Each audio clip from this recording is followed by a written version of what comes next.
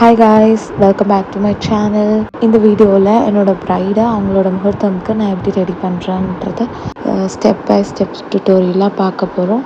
So இந்த வீடியோவில் அவங்களோட ஹேர் டூ எப்படி பண்ணன்றதை பார்க்க போகிறோம். டீட்டெயிலாக ஹவு டு ஃபிக்ஸ் அ முகூர்த்தம் ஜடை, எப்படி ஸ்டிச் பண்ணணும், எப்படி அந்த ஜடபில்லை ஃபிக்ஸ் பண்ணணும், எப்படி ஃப்ளவர் அரேஞ்ச் பண்ணணும், எல்லாமே இந்த வீடியோவில் கவர் பண்ணியிருக்கேன். New to my channel. Hi, I'm Satyabama. I'm a bridal makeup artist. இவங்க என்னோட பிரைட் சங்கீதா. இவங்களோட ரிசப்ஷன் லுக் ஆல்ரெடி நான் அப்லோட் பண்ணிட்டேன். யாருக்காவது வேணும்னா கண்டிப்பாக செக் பண்ணி பாருங்கள். அதில் இவங்களோட ரிசப்ஷன் லுக் டுட்டோரியல் அண்ட் இவங்களோட கேண்டட் வீடியோ கூட நான் அப்லோட் பண்ணியிருக்கேன். கண்டிப்பாக செக் பண்ணி பாருங்கள். அண்ட் கீழே டிஸ்கிரிப்ஷனில் கூட அந்த வீடியோஸோட லிங்க் தரேன்.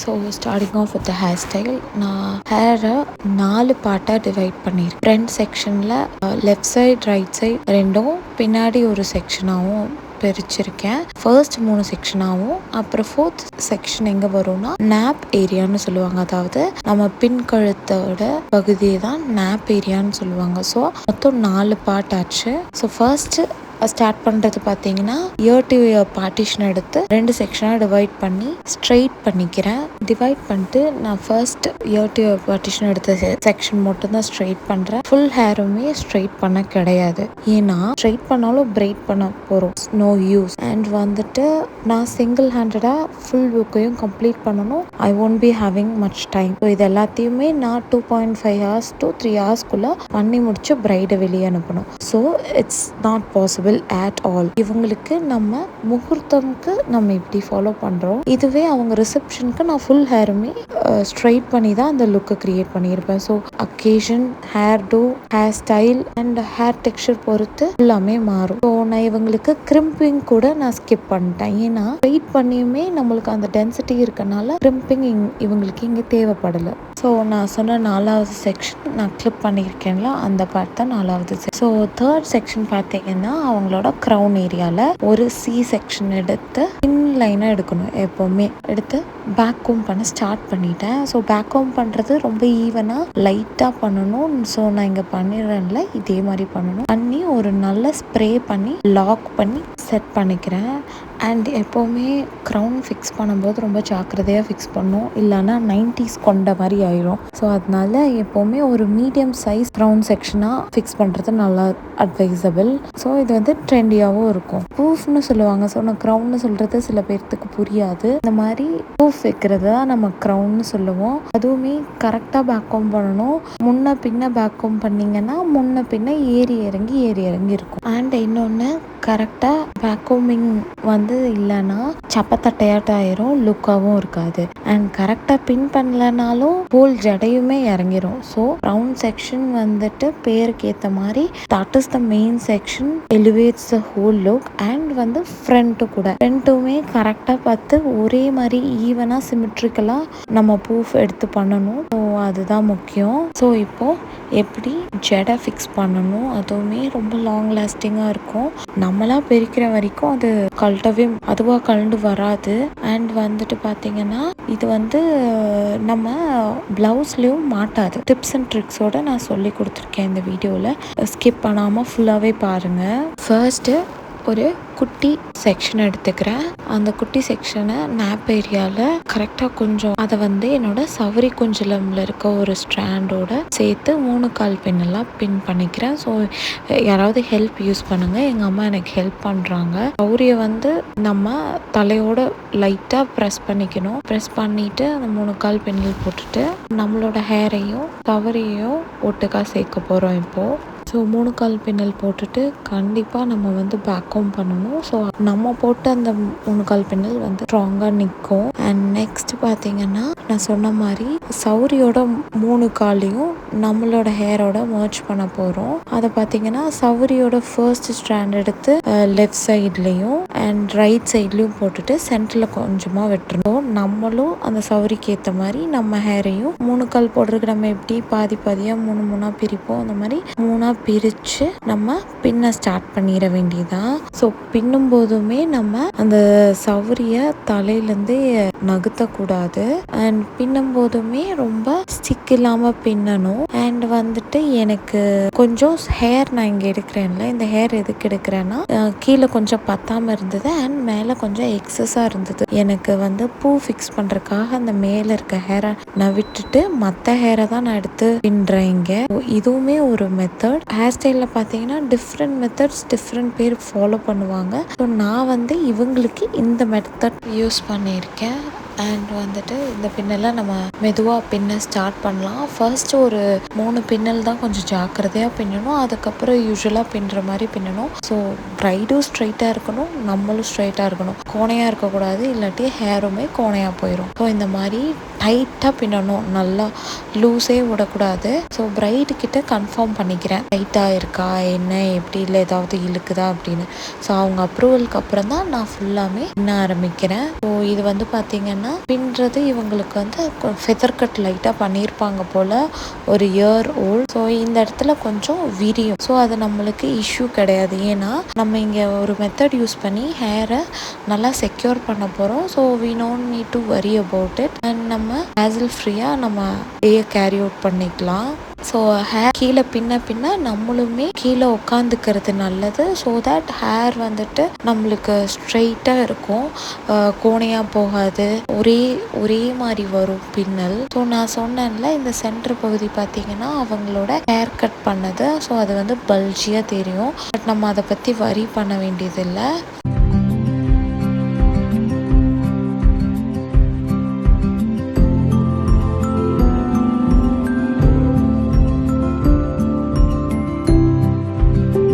ஸோ இதுதான் நான் சொன்ன ட்ரிக்குன்னு சொல்லலாம், மெத்தட்னு சொல்லலாம், டு செக்யூர் மை ஜடபில்லை அண்ட் ஜடை. ஸோ இது பார்த்தீங்கன்னா சாக்ஸ் டைப் நெட்டுன்னு சொல்லுவாங்க.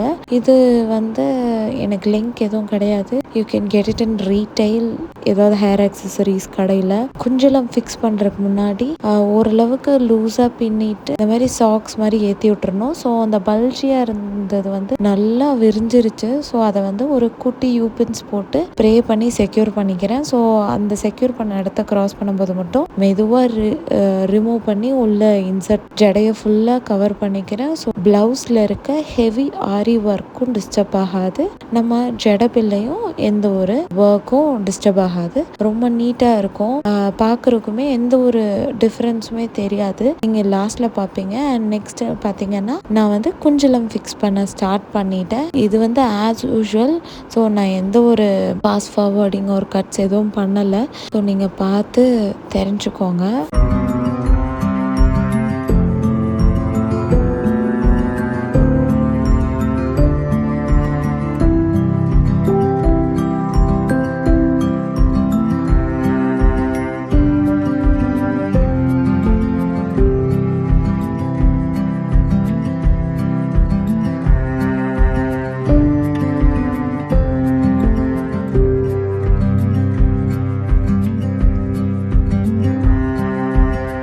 ஸோ குஞ்சலம் கட்டுறதுக்கு இன்னொரு டிப் என்னங்கன்னா, உங்களோட த்ரெட்டோட சைஸ் வந்து கொஞ்சம் மொத்தமாக இருக்கணும், அதாவது கொஞ்சம் குண்டாக இருக்கணும். நான் இங்கே யூஸ் பண்ணுற சைஸ் பார்த்துக்கிட்டிங்களா, இந்த அளவுக்கு இருந்தால் நல்லா ஸ்டிஃபாக நிற்கும் அந்த இடம். ஸோ இதை வந்து நான் ஒரு சுற்றி ஒரு 2 டைம் சுற்றிட்டு நல்லா கட்டிக்கிறேன். ஸோ தட் வந்து அந்த பிசுறு தட்டாமல் நம்மளுக்கு முடி வந்து ஸ்டிஃபாக நிற்கும், லாங் லாஸ்டிங்காக.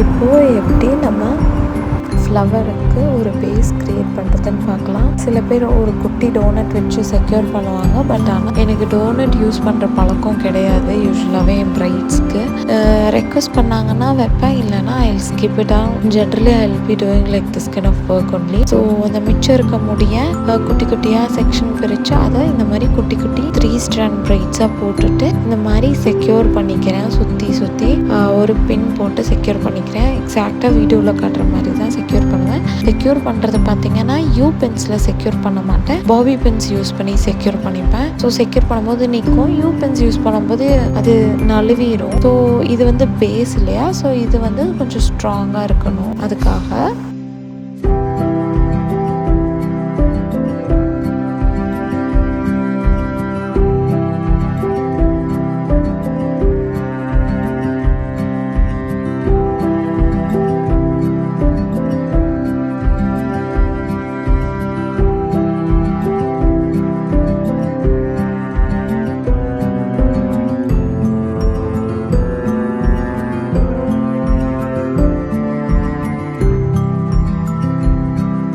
ஸோ பூ வைக்கிறதுக்கான பேஸ் ரெடி. அதுக்கு முன்னாடி நம்ம எந்த இடத்துல பிளேஸ்மெண்ட்ஸ் வரும்னு ஒரு சின்ன அவுட்லைன் போட்டுக்கிறேன், மனசுலேயே வச்சு பார்த்துட்டு. ஸோ தட் நம்ம பிசுறு தட்டாமல் டக்குன்னு ஒர்க் பண்ணிடலாம். நான் வந்துட்டு யூஸ்வலாகவே ஃப்ளார்ஸ் பிரைட்ஸ்க்கு என்னோட ஃப்ளாரிஸ்ட் இருந்து தான் ஃப்ளார்ஸ் கொண்டு போவேன். Some brides doesn't prefer me because of the budget or some other reason, or they might have some other vendor. But ஆனால் சைஸும் இதுவும் நான் சொல்கிற இதில் இருக்கணும்னு நான் விருப்பப்படுவேன். பிகாஸ் அப்போ தான் நம்மளுக்கு ஒரு நல்ல அவுட்கம் இருக்கும். ரொம்ப பெருசாக வச்சுட்டாலும் நல்லா இருக்காது, ஹேர் உங்களுக்கே தெரியும். ஸோ இதுவே இன்னும் ஒரு சைஸ் பெருசாக போயிருந்தாலுமே இந்த ஜடையோட அவுட்புட் நல்லா இருக்காது. ஸோ சைஸ் ரொம்ப முக்கியம் ஃப்ளார்ஸில். அண்ட் பிரைடோட அவுட்ஃபிட்க்கு ஏற்ற மாதிரி தான் நம்ம ஃப்ளார்ஸ் எப்போவுமே கஸ்டமைஸ் பண்ணுவோம். ஸோ இந்த பிரைட் பார்த்தீங்கன்னா ஒயிட் தான் ப்ரிஃபர் பண்ணியிருக்காங்க. அண்ட் பூவெல்லாம் வச்சுட்டு கட் பண்ணிடுவோம். எக்ஸஸ் ஆன த்ரெட் கட் பண்ணிவிட்டு எப்போவுமே இப்படியே விட்டுறக்கூடாது. ஸோ மாலை மாற்றும் போது வந்து பிரிஞ்சு போயிடும். நிறைய பேர் இங்கே தான் தப்பு பண்ணுவாங்க, சிங்கிளாக ஸ்டிச் பண்ணிடுவாங்க. சில பேர் ஸ்டிச்சே பண்ண மாட்டாங்க. ஸோ ஒரு லாங் லாஸ்டிங்கான ஃப்ளவர் எப்படி தலையில் நிற்கும் அப்படின்னு பார்த்தீங்கன்னா ஜடையை பொறுத்தளவுக்கு ஸ்டிச் பண்ணணும். நான் எப்போவுமே பிரைடோட பூக்கு ஏற்ற மாதிரி ஸ்டிச் பண்ணுவேன். இவங்களுக்கு நான் 2 ஸ்டிச்சஸ் போட்டிருக்கேன். ஒன்று பார்த்தீங்கன்னா இந்த சைடும் லெஃப்ட் சைடும் ரைட் சைடும் 2 பக்கமும் ஸ்டிச் பண்ணியிருக்கேன். ஸோ அதுவுமே நான் கட் பண்ணாமல் தான் வீடியோ ஆட் பண்ணியிருக்கேன், பார்த்துக்கோங்க. அண்ட் நெக்ஸ்ட் பார்த்தீங்கன்னா காசெல்லாம் ஸ்டிச் பண்ணிவிட்டு இந்த 1 ஸ்ட்ராண்ட் ஜடபில்லையும் ஃபிக்ஸ் பண்ணிட்டு அதையுமே ஸ்டிச் பண்ணணும். இல்லாட்டி அதுவுமே நழுவிடும், விழுந்துரும். மாலை மாற்றும் போது அந்த க்ரௌடில் மிஸ் ஆயிடுச்சுன்னா ஜுவல்லரி வந்து பிரைடுக்கு தான் நஷ்டம். அவங்க தான் ஜுவல்லர்கிட்ட பே பண்ணுற மாதிரி இருக்குது. So we don't take chance on our bright.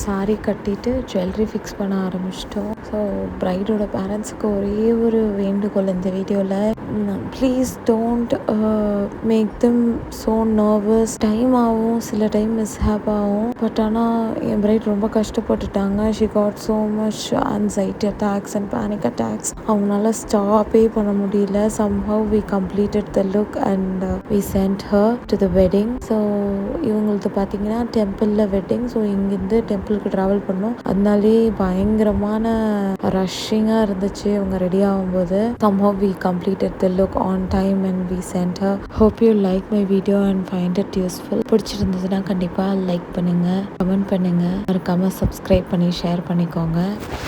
யாருக்காவது யூஸ்ஃபுல்லாக இருக்குன்னா அவங்களுக்கு ஷேர் பண்ணி எனக்கு சப்போர்ட் பண்ணுங்கள். Until next time guys.